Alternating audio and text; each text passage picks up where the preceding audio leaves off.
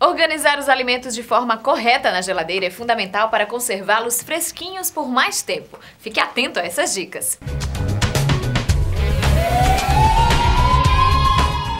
Olá pessoal, hoje vamos aprender como aumentar a durabilidade dos alimentos, como aprender a conservar dentro da geladeira. Então na geladeira a gente tem temperaturas variadas e os alimentos que a gente usa para colocamos na geladeira, geralmente ele tem que se adequar a essas temperaturas. Então aqui a gente tem temperaturas mais baixas, tá? E à medida que a gente vai descendo para a geladeira na região da gaveta, essas temperaturas são mais altas. A região da porta é uma temperatura, varia muito, como você está abrindo e fechando, então essa temperatura varia muito. Então o ideal é o quê? Você colocar alimentos que já têm conservantes naturais, que já vêm no recipiente. Então dessa forma dá uma maior durabilidade a esse alimento. Com relação aos ovos, muita gente costuma colocar os ovos na porta da geladeira, mas não é o ideal. Por quê? Porque as geladeiras elas já vêm com esse suporte para os ovos para você colocar exatamente na primeira prateleira.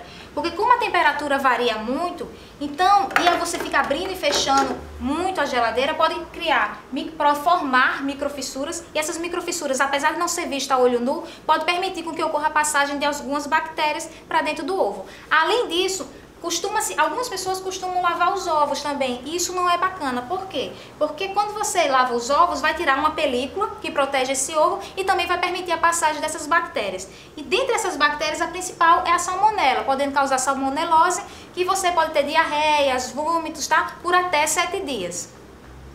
Outra coisa que também você tem que prestar atenção a colocar na porta da geladeira, você deve colocar principalmente alimentos que já têm conservantes, então refrigerantes, ketchup, maionese, cerveja, tá? Tudo isso você pode colocar na porta da geladeira.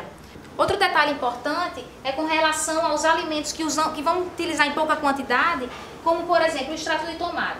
Você o utiliza e recoloca na geladeira aberto no mesmo recipiente. Não deve colocar em outro recipiente, e essa aberturazinha proporciona a entrada de bactérias e micro-organismos de forma geral dentro desse alimento. Então você deve trocar de recipiente. Da mesma forma os enlatados, tá? Seja leite condensado, ervilha, milho, também você deve tirar e colocar em outro recipiente, de preferência não, com tampa fechada, tá?